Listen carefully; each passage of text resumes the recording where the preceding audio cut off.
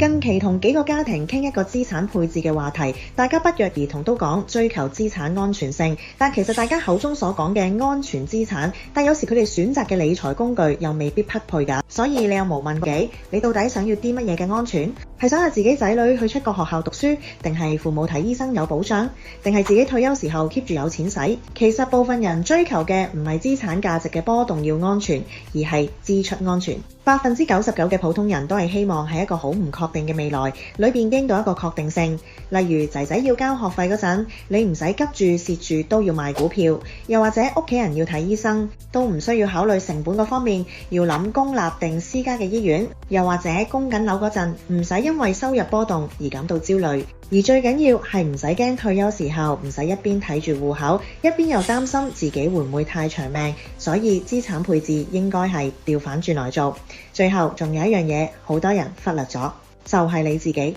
你嘅專業技能、持續創造現金流嘅能力，先係家庭最強嘅安全資產。想重新審視你嘅支出安全，記得 PM 我哋一齊傾下，幫你規劃一個真正啱你嘅理財規劃。